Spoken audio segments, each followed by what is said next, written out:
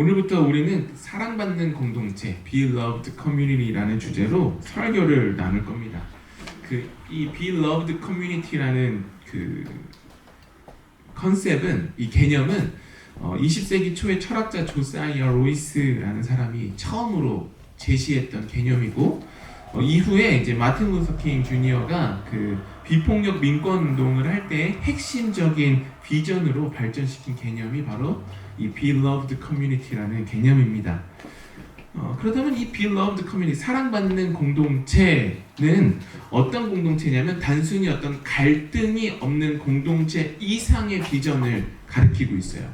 그러니까 단순히 다툼과 싸움이 없는 공동체를 만드는 것이 아니라, 이 공동체의 가장 큰 특징은 모든 사람이 서로가 서로의 인간성을 긍정하고 서로가 서로를 돌보고 서로에게 화해하는 삶을 살아내는 공동체. 그러니까 단순히 다툼이 없는 것은 그냥 서로 거리를 두면 끝나는 거예요. 그렇죠? 그러나 이 공동체는 거리를 두면서 갈등이 없는 상태를 만드는 것이 아니라 서로가 의견이 달라도 서로 찾아가서 서로 긍정해주고 돌보고 잘못한 것이 있으면 용서하고 화해하는 그런 공동체를 만드는 것. 그런 공동체의 비전이 바로 사랑받는 공동체, Beloved Community입니다. 그렇다면 서로 긍정하고 서로를 돌보고 서로 용서하고 화해하려면 무엇을 어떻게 해야 할까를 살펴봐야겠죠. 첫 번째는 이제 말이 통해야겠죠. 이 말이 통해야지 화해를 하든 용서를 하든 긍정을 하든 돌보든 할 수 있잖아요. 그런데 이 말이 통한다는 것을 생각해 보면 언어의 문제는 아닌 것 같습니다. 왜냐하면 같은 언어를 사용한다고 해도 대화가 잘 안 되는 사람들이 있어요. 나는 A를 말하고 있는데 저 사람은 자꾸 C를 이야기해요. 그러면 이제 이야기하죠. 말이 안 통해. 같은 언어를 사용하고 있지만 말이 안 통하는 경우가 종종 있습니다. 가족 간에도 그런 일이 있죠. 가족끼리 이야기를 하는데 말이 안 통해요. 그러면 어떻게 해요?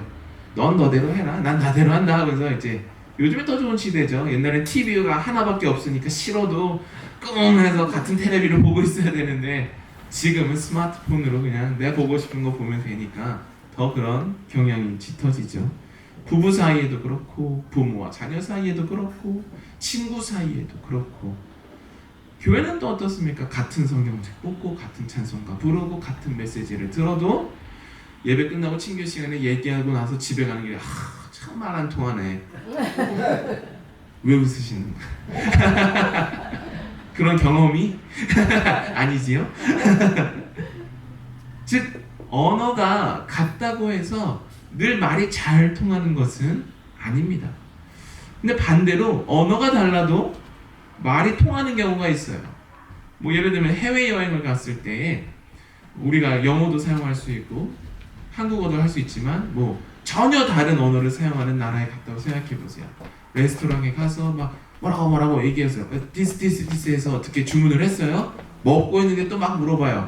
근데 제일 좋은 게 뭐가 있어요? 웃으면서 thumbs up. thumbs up 하면은 이제 모든 왜 뒤로 가나요? thumbs up 하는 순간 이제 모든 게 만사 오케이가 되는 거죠. 이게 어디서도 통하냐면은 짐에서도 통해요. 제가 요즘 짐을 다니는데 다 노래를 각자 듣잖아요. 그러면 말을 걸어도 못 알아들어요. 그러면은 그 사람도 써도 된다고 막 하는 거예요. 그러니까 언어가 안 통해도 말이 통하는 거죠. 그렇다면 이 스마일 그리고 이 thumbs up은 왜 말이 통하게 해줄까 생각해보면, 이것은 내 안에 있는 긍정의 마음을 상대에게 고스란히 전해주기 때문이에요. 그러니까 스마일도 그렇고 thumbs up도 긍정의 표현, 긍정의 마음을 내 안에 있는 그것을 상대방에게 고스란히 전해주는 매개가 되기 때문에 이게 말이 통하게 되는 거죠. 그러나 같은 언어를 사용한다고 해도 그 언어를 통해서 우리가 긍정의 마음을 표현하는 게 아니라 부정의 마음을 표현하기 시작하면 말이 안 통한다 라고 느끼게 되는 겁니다. 즉 중요한 건 마음이 통하냐 아냐가 더 중요한 겁니다. 오늘 우리가 읽은 본문은 이처럼 서로 언어가 다르고 문화가 다르고 배경이 다른 사람들이 어떻게 하나의 공동체를 만들어서 서로가 서로에게 연결되었는지를 다루고 있습니다. 그렇다면 어떻게 연결될 수 있을까? 성경을 다시 보면은 이 연결의 시작은 성령으로부터 시작되는 것을 볼 수 있어요. 1절과 2절 말씀을 보면은 오순절에 제자들이 다 한 곳에 모였습니다. 그리고 각 성령이 갑자기 각 사람에게 임재했다라고 성경은 말하고 있어요. 여기서 중요한 표현이 뭐냐면 각 사람이라는 표현이 중요합니다. 모든 사람에게 성령이 임한다라는 거예요. 이는 성령의 편재성과 무차별성을 드러내는 말씀입니다. 왜냐하면 과거에 사람들은 뭐라고 생각했냐면 신이 임하는 것, 신이 누구를 만나는 것은 왕족 또는 어떤 엘리트 계급 또는 특정한 어떤 사람들의 그룹에만 신이 찾아가서 만나준다라고 사람들은 믿었어요. 그러나 사랑받는 공동체, 성령이 임재하는 공동체는 그렇지 않다는 거예요. 성령은 온 집을 채우고 각 사람의 머리 위에 임했습니다. 즉 사랑받는 공동체 안에는 차별이나 배제가 없다라는 거죠. 하나님의 복음 그리고 예수 그리스도의 길을 따른다고 우리가 고백한다면 그 안에는 차별이나 배제가 없어야 합니다. 왜냐하면 그것이 없는 상태야말로 성령의 일하심의 증거가 되기 때문입니다.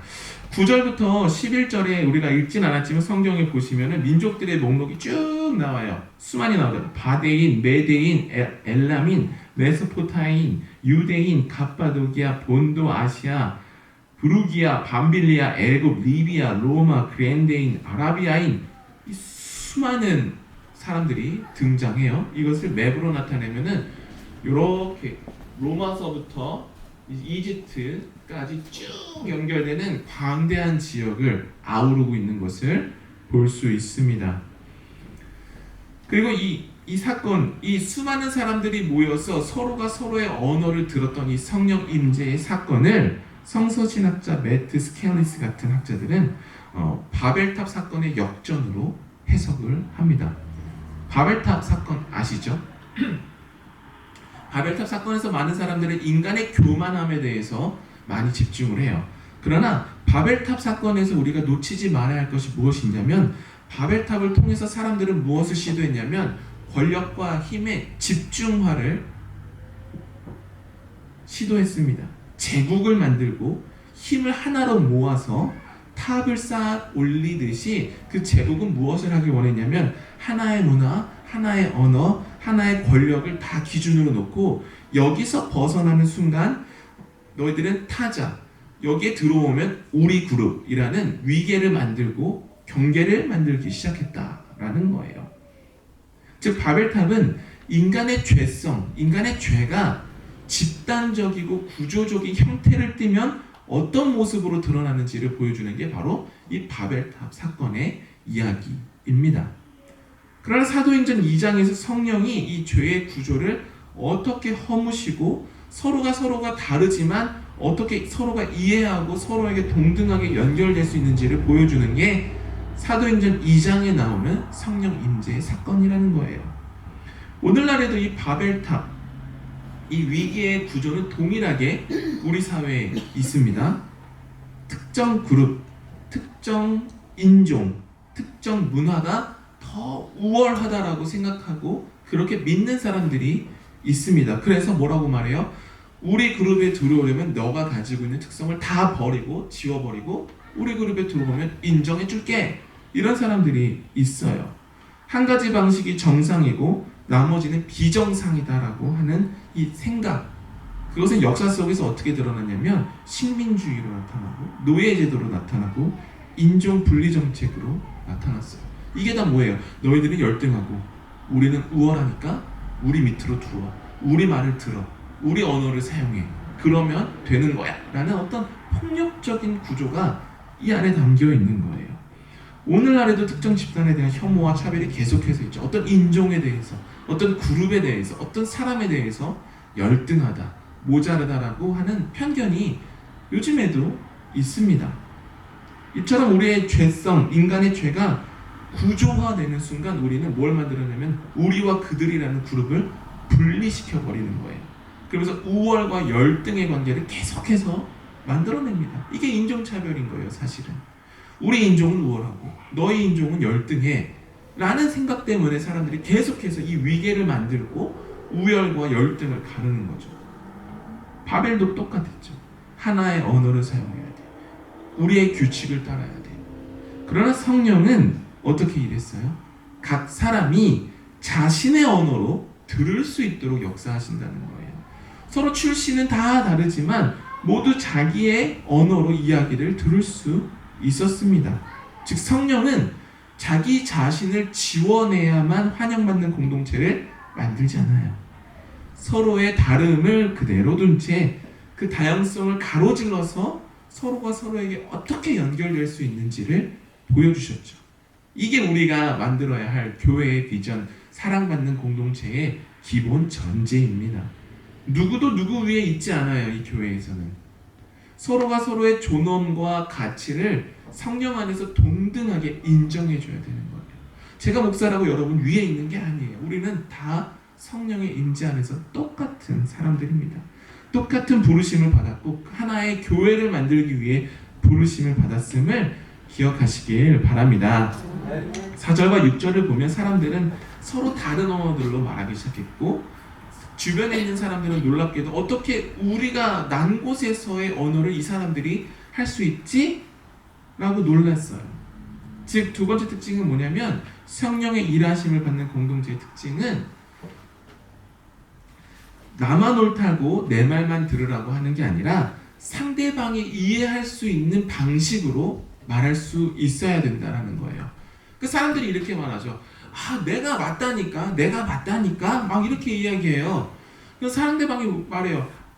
근데 그게 무슨 말이냐고. 이거는 뭐냐면 틀렸다는 게 아니라 내가 이해할 수 있게 설명해달라는 거예요. 근데 사람들은 그걸 참지 못해요.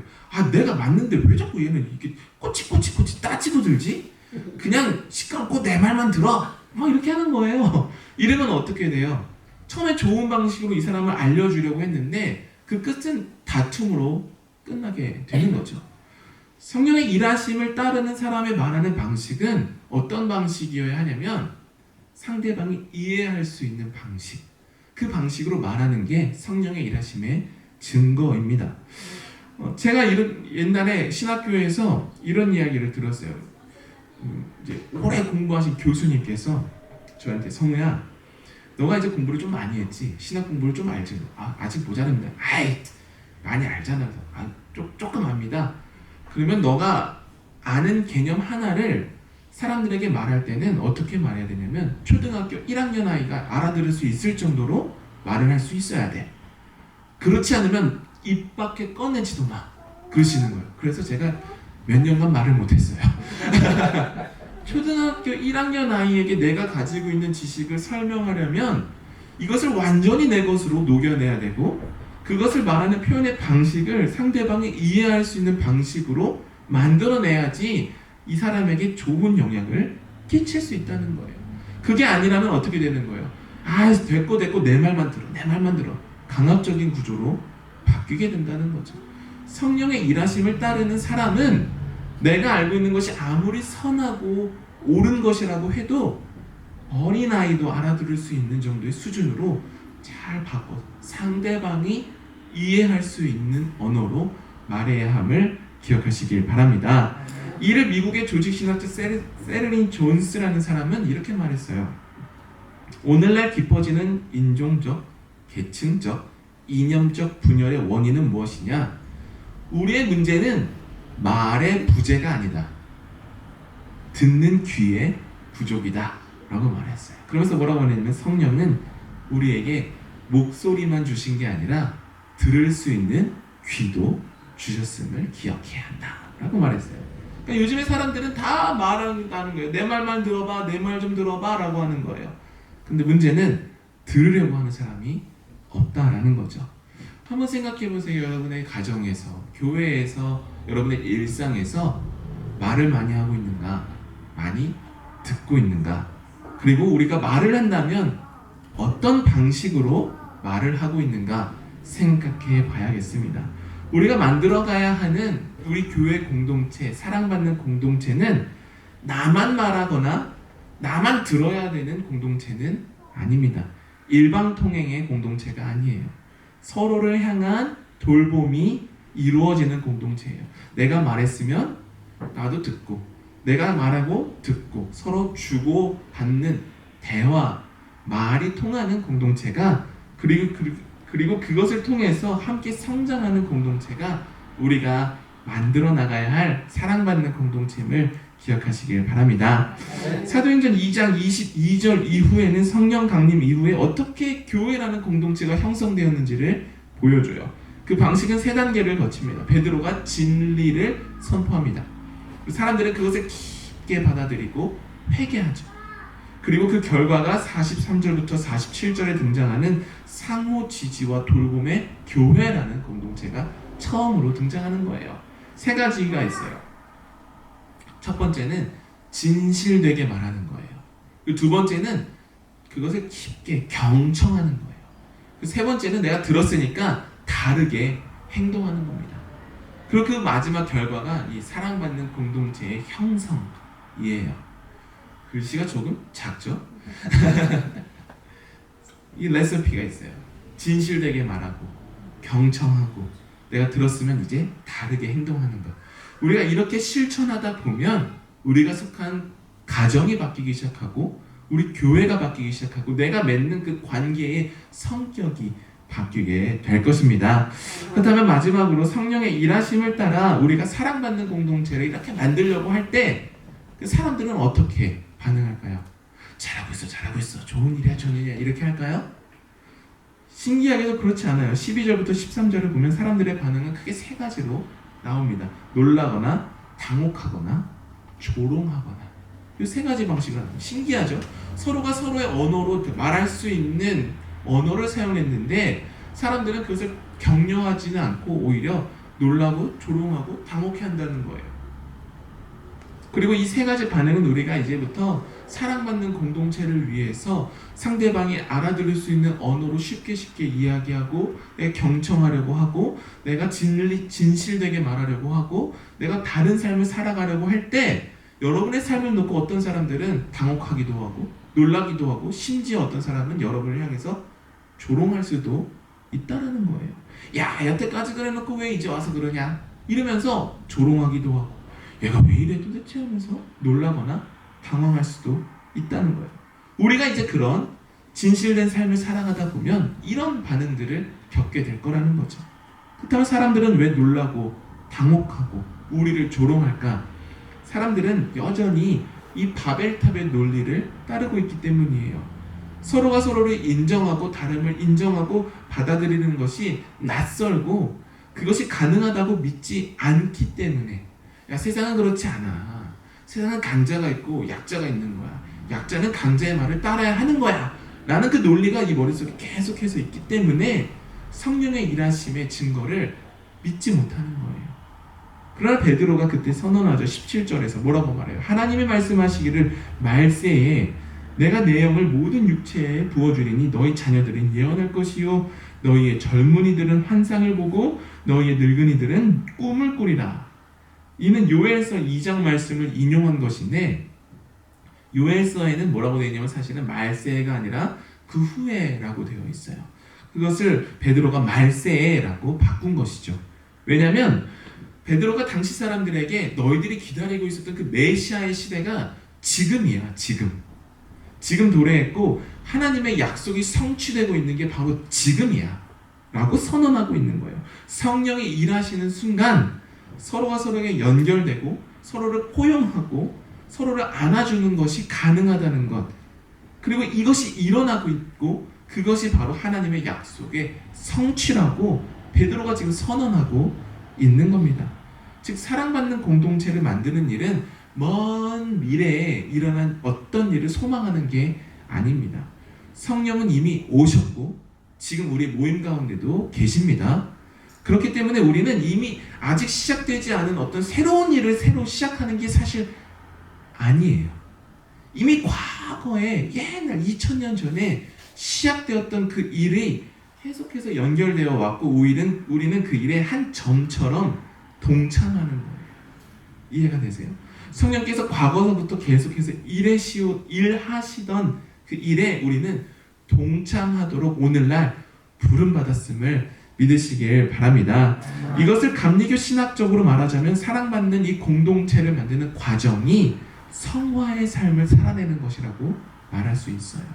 단순히 너희가 죄 없는 자야, 나의 자녀야 라고 칭의해서 멈추는 게 아니라 이제는 거룩한 삶을 살아내는 그 과정, 그 성화의 삶을 살아내는 과정이 바로 이 사랑받는 공동체를 만드는 과정임을 알 수 있습니다. 그러나 이 공동체는 완성되지는 않았어요. 여전히 세상은 바벨의 논리가 지배적이에요. 그러나 신학자 위링 몰트만이 이렇게 말했어요. 우리는 아직 완성되지 않은 하나님 나라를 우리의 삶의 자리에서 살아내야 한다 라고 말했어요. 하나님의 나라는 아직 완성되지 않았지만 그럼에도 불구하고 우리는 우리가 서 있는 자리에서 하나님 나라의 삶을 살아내도록 부름받았다는 거예요. 오순절의 제자들이 그런 사람들이었어요. 사도행전에 나오는 그리스도인들은 완벽한 사람들이 아니었습니다. 그들은 완벽하지 않았어요. 그러나 성령이 임하자 그들은 움직이기 시작했고, 그들은 말하기 시작했고, 변화되기 시작했고, 연결되어서 교회라는 공동체, 서로가 서로를 돌봐주는 공동체를 만들어냈습니다.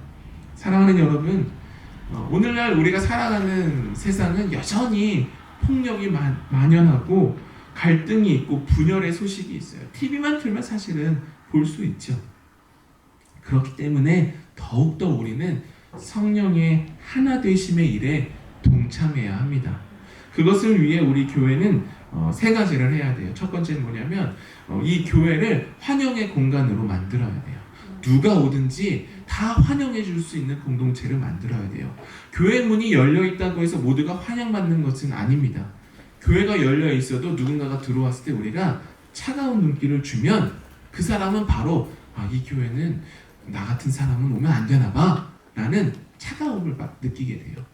교회 문을 여는 게 중요한 것이 아니라 우리의 마음을 여는 게 중요합니다. 그래서 누구라도 왔을 때 환영받고 따스한 곳이구나 라는 곳을 느낄 수 있는 교회를 만들어야 합니다. 두 번째는 우리와 다른 생각을 가진 사람의 목소리도 들을 수 있어야 돼요. 다른 사람들의 이야기를 듣는데 돈도 안 듭니다.